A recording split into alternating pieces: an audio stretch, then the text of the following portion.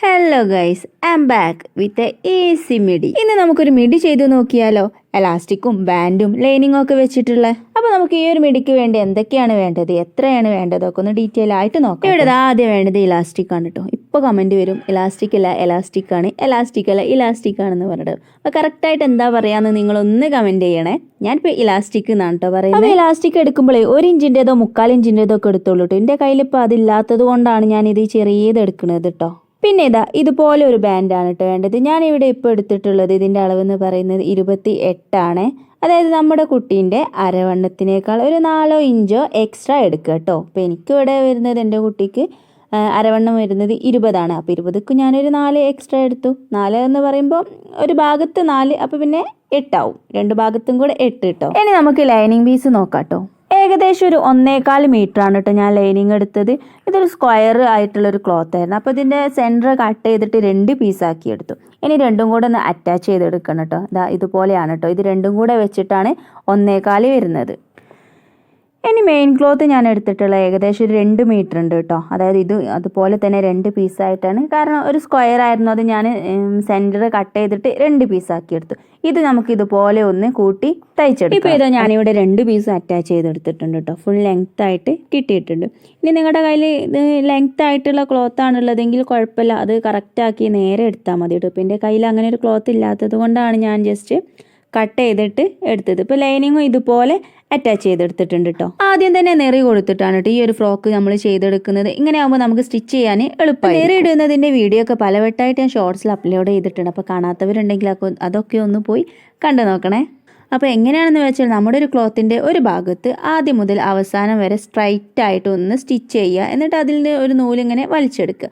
ഇപ്പോൾ നമ്മൾ സ്ട്രൈറ്റ് ആയിട്ട് സ്റ്റിച്ച് ചെയ്തെടുത്തിട്ടുണ്ട് കേട്ടോ. നമുക്ക് ഈ 2 നൂലിൽ നിന്നൊന്ന് നൂല് വേർതിരിച്ചെടുക്കാം കേട്ടോ. കാരണം ഇതിങ്ങനെ ഒന്ന് പിണഞ്ഞ് കിടക്കുമായിരിക്കുമല്ലോ. അപ്പോൾ അതൊന്ന് വേർതിരിച്ചെടുത്തിട്ട് അതിലേതെങ്കിലും ഒരു നൂല് പിടിച്ചിട്ട് ബാക്കി വരുന്നത് ജസ്റ്റ് കൈകൊണ്ട് അങ്ങനെ ഒന്ന് തള്ളി കൊടുത്താൽ മതി. അപ്പോൾ ഓട്ടോമാറ്റിക്കലി ഫ്രില്ലായി വരും കേട്ടോ. പതുക്കെ പതുക്കെ വേണം കേട്ടോ ചെയ്യാൻ. നമ്മൾ ഫാസ്റ്റായി ചെയ്യുമ്പോഴേ നൂല് പൊട്ടിപ്പോവാനൊക്കെ ചാൻസ് ഉണ്ട് കേട്ടോ. അപ്പോൾ പൊട്ടിപ്പോയ പിന്നെ നമ്മൾ ഫസ്റ്റിലേ സ്റ്റിച്ച് ചെയ്തെടുക്കണം. ഇപ്പോൾ ഫുള്ളായിട്ട് ഞാൻ നെറിയിട്ടെടുത്തിട്ടുണ്ട് കേട്ടോ.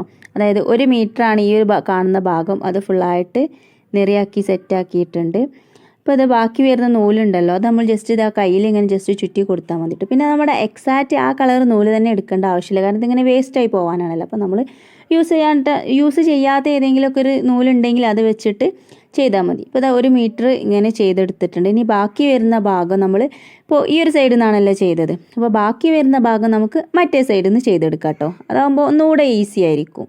അപ്പോൾ ഞാൻ പറഞ്ഞല്ലോ പൊട്ടിപ്പോവാനൊക്കെ ചാൻസ് ഉണ്ട്. ഇങ്ങനെ ചെയ്യുമ്പോൾ പൊട്ടിപ്പോവാൻ ചാൻസ് കുറവാണ്. കണ്ടാ പറയോ ഈ കിടക്കണ മുതൽ 2 മീറ്റർ ആയിരുന്നു എന്ന്. നെറിയിട്ടിട്ട് നമ്മൾ അത്രയും ചെറുതാക്കി എടുത്തിട്ടുണ്ട്. നമ്മുടെ ക്ലോത്ത് കൂടുന്നതിനനുസരിച്ച് ഫ്ലെയറും കൂടും കേട്ടോ. അപ്പോൾ നല്ല ഫ്ലെയർ വേണമെന്നുണ്ടെങ്കിൽ കുറച്ചധികം ക്ലോത്ത് തന്നെ എടുക്കണേ. നമുക്ക് നമ്മുടെ മെയിൻ പരിപാടിയിലേക്ക് കിടക്കട്ടെ. നമ്മൾ ഓൾറെഡി ഒരു ബാൻഡ് സെറ്റാക്കി വെച്ചിട്ടുണ്ടല്ലോ.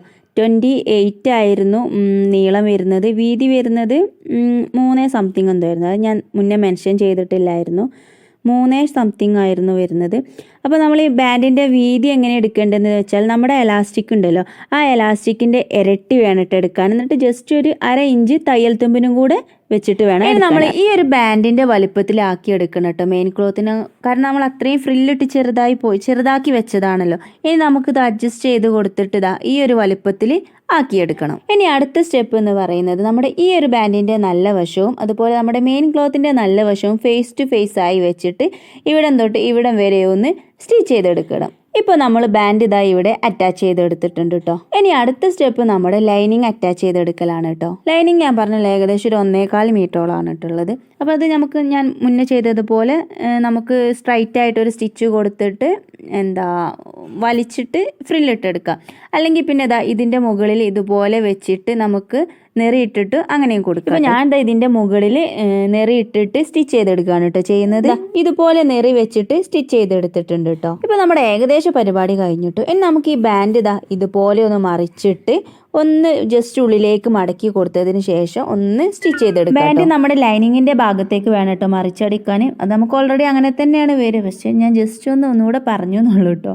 ഇനി നമുക്കിത് ഇതിൻ്റെ ഉള്ളിൽ അടിച്ചതിന് ശേഷം ഇതിൻ്റെ ഉള്ളിൽ കൂടെ നമുക്ക് ഈ ഒരു എലാസ്റ്റിക് കോർത്തെടുക്കും. അപ്പോൾ നമ്മൾ ബാൻഡൊക്കെ സ്റ്റിച്ച് ചെയ്ത് സെറ്റാക്കി എടുത്തിട്ടുണ്ട് കേട്ടോ. ഇതാണ് ഇതിന്റെ ഉൾവശം വരുന്നത്. ഇനി നമുക്ക് ഈ ഒരു എലാസ്റ്റിക്കിന് ഇതിന്റെ ഉള്ളിൽ കൂടെ ഒന്ന് കോർത്തെടുക്കാം കേട്ടോ. അങ്ങനെ നമ്മൾ സക്സസ്ഫുള്ളി എലാസ്റ്റിക്കും കോർത്തെടുത്തു കേട്ടോ. ഇപ്പൊ ഇതാണ് ഫൈനൽ ലുക്ക്. ഇനി ആകെ ഒരൊറ്റ പരിപാടിയേ ഉള്ളൂ, ഈ സൈഡ് ഒന്ന് കൂട്ടിയെടുക്കുക. അതും കൂടെ കഴിഞ്ഞ് നമ്മുടെ ബ്യൂട്ടിഫുൾ ആയിട്ടുള്ള മിഡി റെഡി കേട്ടോ. പിന്നെ സൈഡ് കൂട്ടിയടിക്കുമ്പോൾ നമ്മുടെ മെയിൻ ക്ലോത്തും ലൈനിങ്ങും ഒരിക്കലും കൂട്ടിയടിക്കരുത് കേട്ടോ. അതായത് രണ്ടും ഒപ്പം വെച്ചിട്ട് അടിക്കരുത്, രണ്ടും സെപ്പറേറ്റ് ആയിട്ട് വേണം അടിച്ചെടുക്കാൻ. ഒരു 3 ഇഞ്ചോളം ഒപ്പം കൂട്ടി അടിക്കട്ടെ, എന്നിട്ട് പിന്നെ സെപ്പറേറ്റ് ആയിട്ട് അടിക്കണേ, എന്നാലും നമുക്ക് ആ ഒരു ഫ്ലെയർ നമുക്ക് കിട്ടും. അപ്പൊ നമ്മുടെ സ്റ്റിച്ചിങ് ഒക്കെ കഴിഞ്ഞു. ഇതാണ് നമ്മുടെ ഡ്രസ്സിന്റെ ഫൈനൽ ലുക്ക്. നല്ല ഫ്ലെയറിൽ തന്നെ കിട്ടിയിട്ടുണ്ട് കേട്ടോ. നമ്മൾ 2 മീറ്ററാണ് എടുത്തത്. 2 ലെയർ എടുക്കുകയാണെങ്കിൽ ഇതിനേക്കാൾ ഫ്ലെയർ കിട്ടും കേട്ടോ. എല്ലാവർക്കും ഈസി ആയിട്ട് സ്റ്റിച്ച് ചെയ്യാൻ പറ്റുന്ന ഒരു മോഡലും കൂടിയാണ് കേട്ടോ. മോഡൽ മാത്രമല്ല, ഒരു ഈസി മെത്തേഡും കൂടിയാണ്. മെത്തേഡ് ഈസി ആണെങ്കിലും സംഭവം ഹെവി ആണ് കേട്ടോ. കാരണം നമുക്കൊരു പാർട്ടി വെയർ ഒക്കെ ആയിട്ട് കണ്ണും പൂട്ടി യൂസ് ചെയ്യാവേ. ഇതിപ്പോ ഞാനൊരു 3 വയസ്സിൽ വരുന്ന ബേബിന്റെ അളവിലാണ് കേട്ടോ സ്റ്റിച്ച് ചെയ്തെടുത്തത്. പിന്നെ മിഡിയുടെ ലെങ്ത് ഒക്കെ നമുക്ക് ചൂസ് ചെയ്യാം കേട്ടോ. നമുക്ക് എത്രയാണോ വേണ്ടത് അതിനനുസരിച്ച് ചെയ്യാം. പക്ഷെ ഈ ഒരു ലെങ്ത് ഞാൻ എടുത്തത് കുറച്ചൊന്ന് ഏറിപ്പോയി. 16 ആയിരുന്നു ഞാൻ എടുത്തത്. പക്ഷെ ഡ്രസ്സ് ചെയ്ത് നോക്കിയപ്പോഴേ കുറച്ച് നേറിപ്പോയോ എന്നൊരു സംശയം. അപ്പൊ എല്ലാവരും ഒന്ന് ട്രൈ ചെയ്ത് നോക്കുക. ഫീഡ്ബാക്ക് അറിയിക്കാൻ മറക്കരുത്. കൂടാതെ ലൈക്കും ഷെയറും സബ്സ്ക്രൈബും കൂടെ.